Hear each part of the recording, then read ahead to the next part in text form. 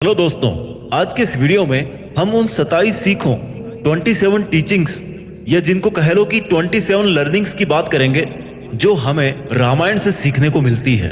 इन 27 सीखों को मैं आपको एकदम सिंपल हिंदी, इंग्लिश या उर्दू जो भी शब्द मुझे मिलेगा उन शब्दों में मैं आपको समझाने की पूरी कोशिश करूंगा। इसलिए अगले कुछ मिनट्स आप मेरे एक एक शब्द को ध्यान से सुनना और समझना।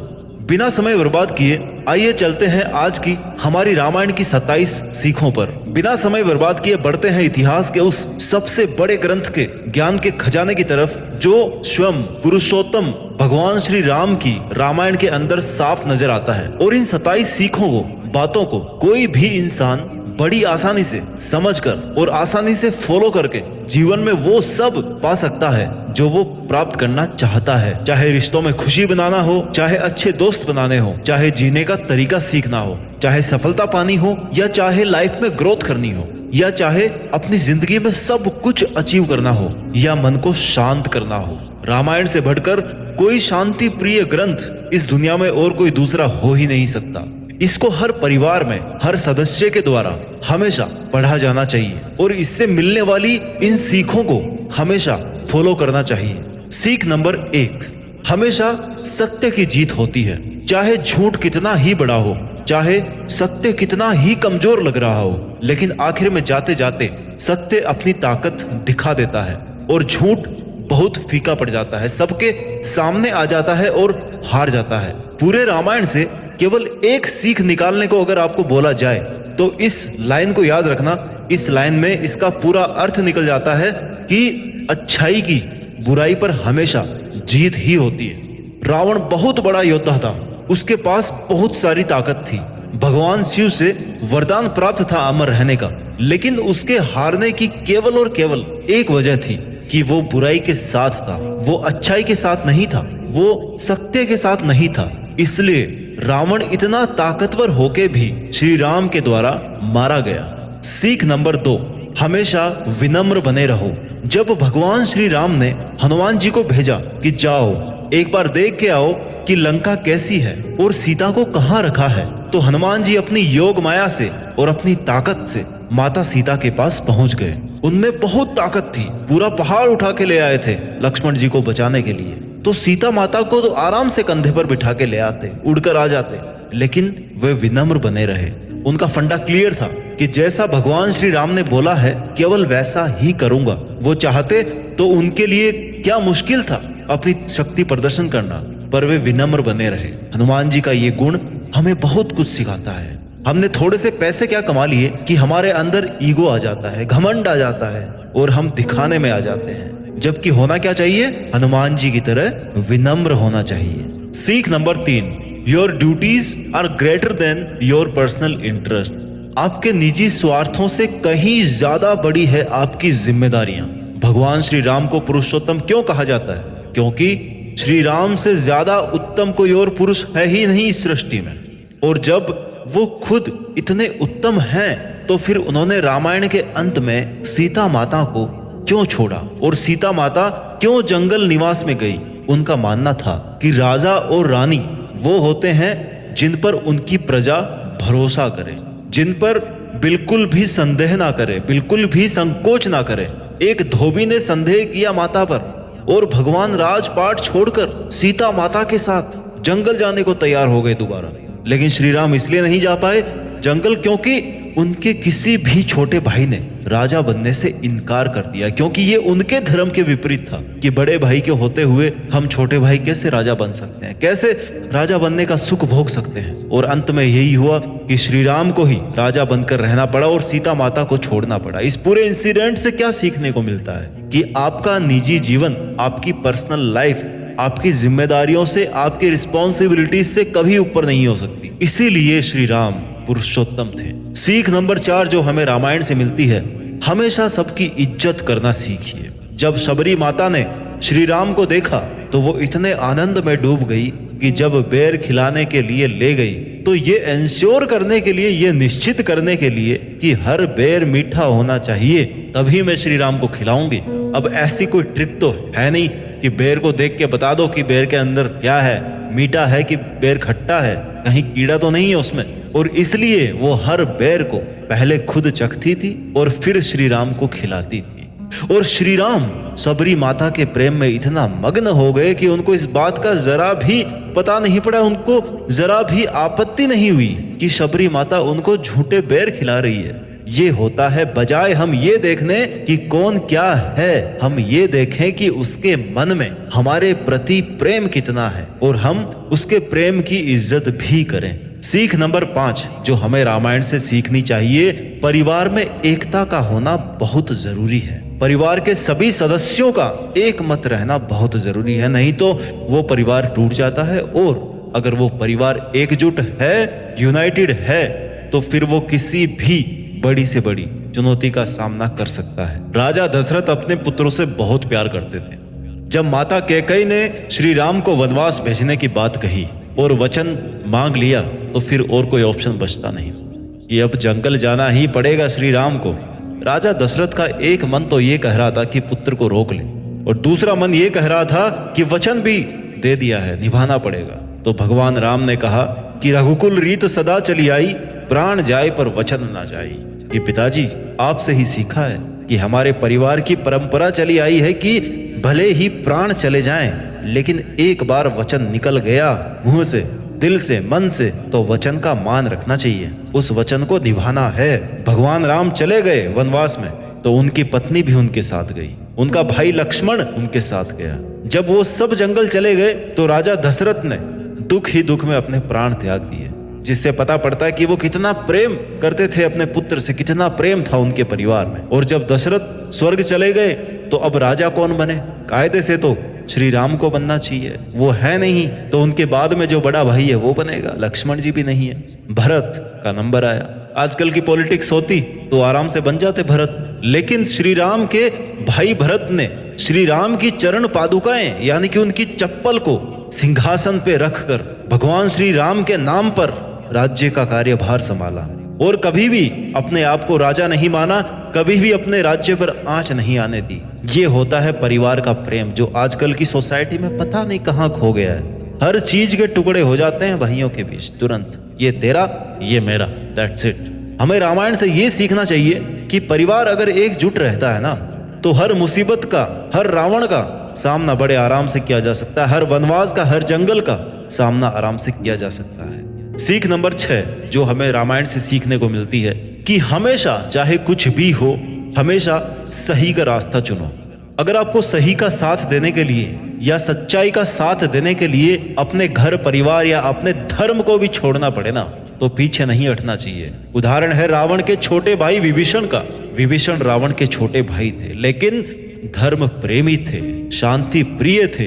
वो चाहते तो लंका में ऐशो आराम में रहते और रावण के मरने के बाद वैसे ही उनको राजा बनना था, लेकिन नहीं, उनको बुराई के साथ रहना ही नहीं था, उनको केवल सच्चाई का साथ देना था। इसलिए वो रावण का सर्व सुख संपन्न माहौल छोड़ करके भगवान राम के शरण में आ गए सच्चाई का साथ देने के लिए। आप हमेशा सही का रास्ता चुनो, भले ही आपको कितनी ही मुसीबतें आए, भले ही आपको किसी का भी साथ छोड़ना पड़े। सीख नंबर 7 जो रामायण हमें सिखाती है, हमेशा अपनी संगत बढ़िया रखिए। माता कैकेयी ने वनवास दिया श्री राम को, क्यों दिया? माता मंथरा के कहने पर। क्यों? ताकि जब श्री राम जंगल चले जाएं तो राजपाट किसको मिले?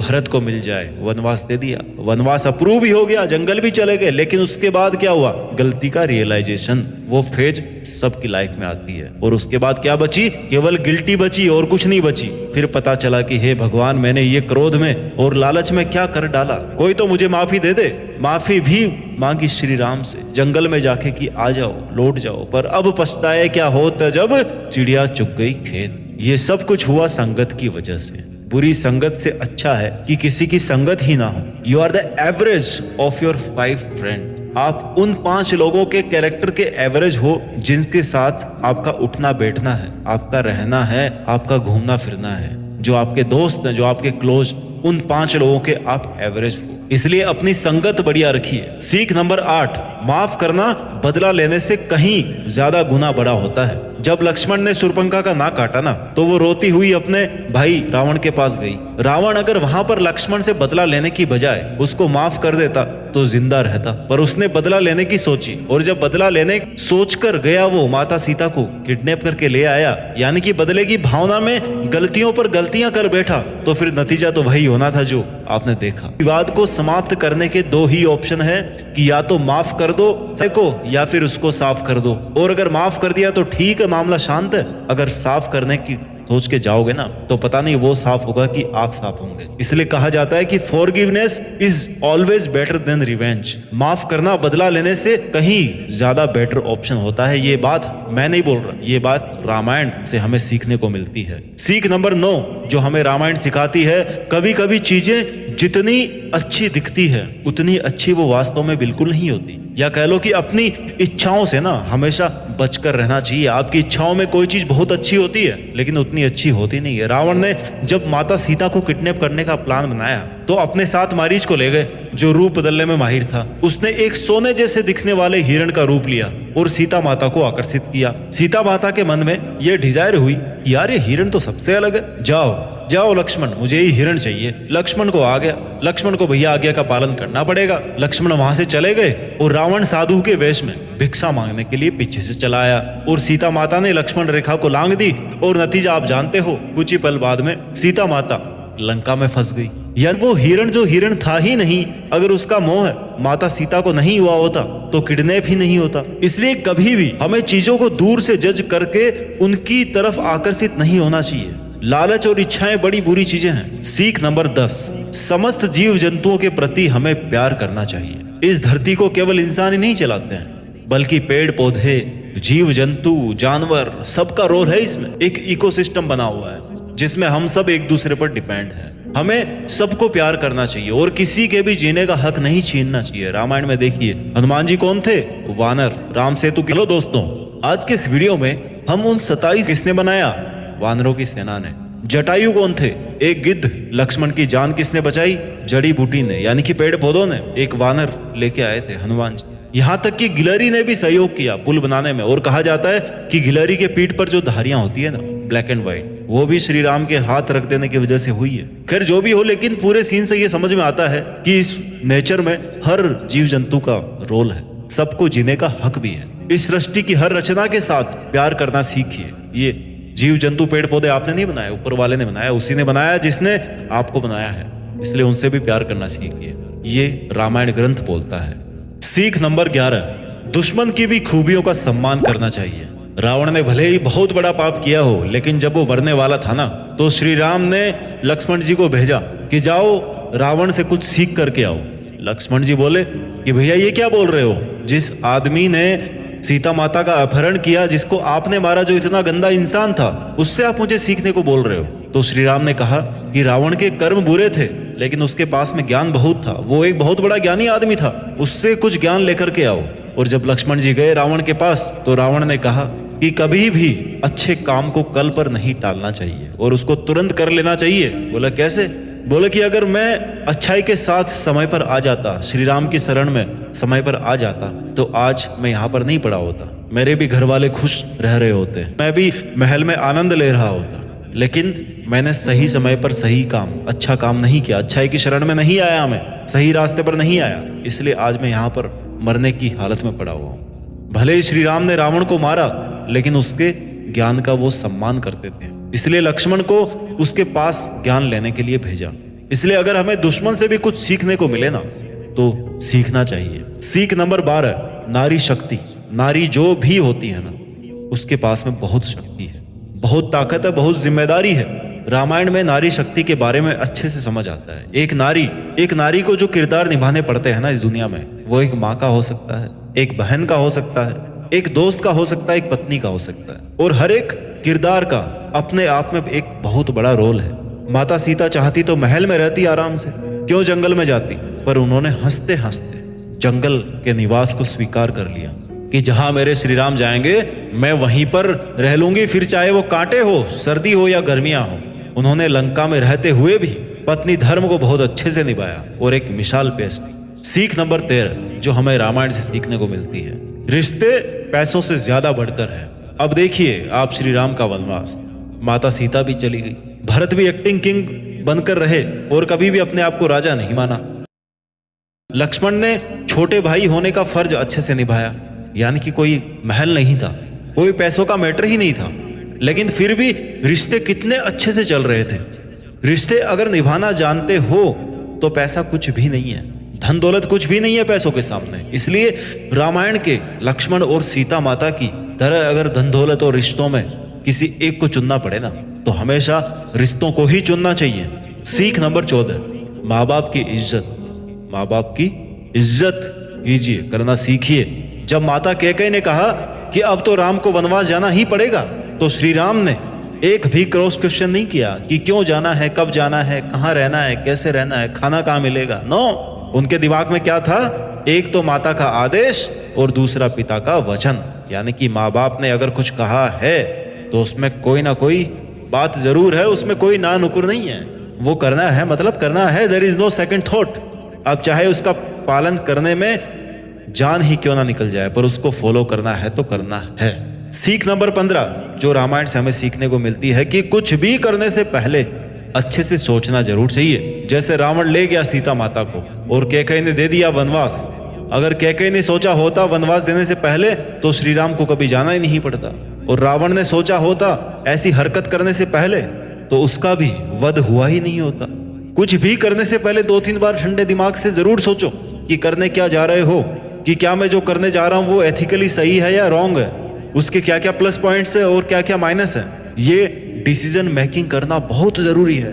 आज की डे टू डे लाइफ में हम बहुत सारे काम ऐसे करते हैं जिनके बारे में हम सोचते नहीं है, और लास्ट में पूरा खेल बिगड़ जाता है। थोड़े से स्वार्थ की वजह से, थोड़े से गुस्से की वजह से पूरा काम गड़बड़ हो जाता है।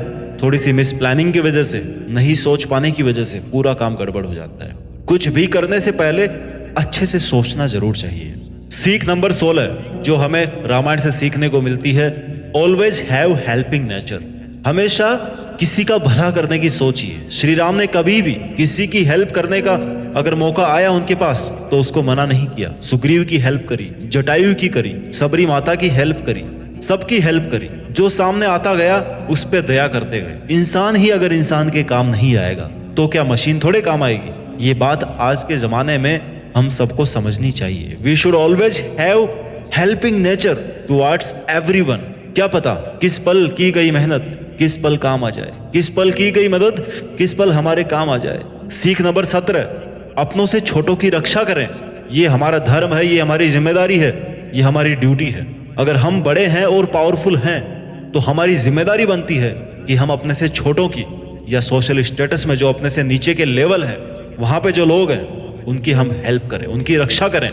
उनकी रक्षा करने से हम उनको भी आगे बढ़ने का अवसर देते हैं। और क्या पता कल को कोई इतना विकास कर ले कि आजीवन आपका एहसानमंद रहे, और ना भी रहे तो भी आपको तो ऐसा गुण बनाना है अपने आप में कि आप अपने से छोटों को प्रोटेक्ट करें। सीख number 18 be honest friend for life time.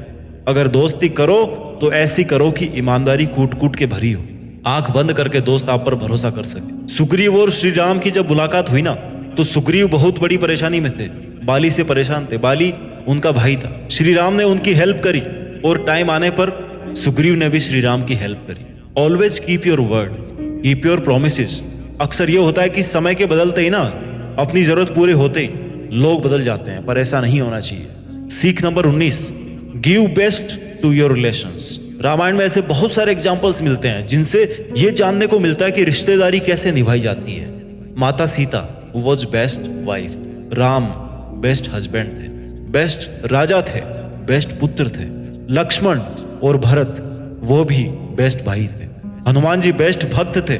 Sugriva best friend थे। आज के समय में अगर हमें किसी रिश्ते को संभालने में दिक्कत होती है तो इन रिश्तों के बारे में हमें जरूर स्टडी करनी चाहिए। पहले के जमाने में एक से ज्यादा शादियां करना राजाओं के लिए आम बात होती थी। यहां तक कि श्री राम के पिताजी ने भी एक से अधिक शादियां करी थी, उनकी एक से अधिक पत्नियां थी। पर इसके बाद भी भगवान श्री राम ने केवल एक ही शादी करी और आजीवन केवल माता सीता से ही संबंध जोड़ के रखा। ये एक बहुत बड़ा एग्जाम्पल है आज की सोसाइटी के लिए, जहां पर तलाक एक आम बात हो गई है। सीख नंबर 20 आप कितने ही बड़े बन जाओ पर आपकी इच्छाएं और आपका घमंड ना आपको ले करके बैठेगा, आपको ले बैठेगा। रावण बहुत बड़ा ज्ञानी आदमी था, बहुत बड़ा पंडित आदमी था, शिव भक्त, लेकिन मर क्यों गया? किसी भक्त की मौत होती है कभी इस तरह से? क्यों? क्योंकि घमंड था, घमंडी था वो, कर्म बुरे थे। घमंड आपको रियलिटी नहीं देखने देता मेरे भाई, और बुरे कर्म आपको कभी भी ऊपर नहीं आने देंगे, बल्कि आप पर बोझ पे बोझ बढ़ाते रहेंगे और आप डूबते रहोगे। आपके घुटनों में जान नहीं बचेगी, घुटनों पे आ जाओगे। सीख नंबर 21, हार कर भी जीतना सीखो, ना कि जीत कर भी हारना। ये एक बहुत बड़ी कला है। जीत कर भी हार गए तो क्या जीते, और हार कर भी जीत गए तो क्या खूब जीते। जटायु ने अपने प्राण त्याग दिए श्री राम के लिए, लेकिन अपने जीवन का मकसद पा लिया। देखो, उनका मकसद था कि अगर प्राण जाए तो केवल भगवान के लिए, और प्राण गए तो किन के लिए? भगवान के लिए गए, श्री राम के लिए गए। अब इसको आप मरना बोलोगे या अमर होना बोलोगे, मर्जी आपकी है। कई बार हमें लगता है कि हम हार रहे हैं या हार गए हैं, लेकिन तब हमें यह देखना चाहिए कि हम हार कर भी क्या अचीव कर गए हैं। हार करके भी जीतना सीखो।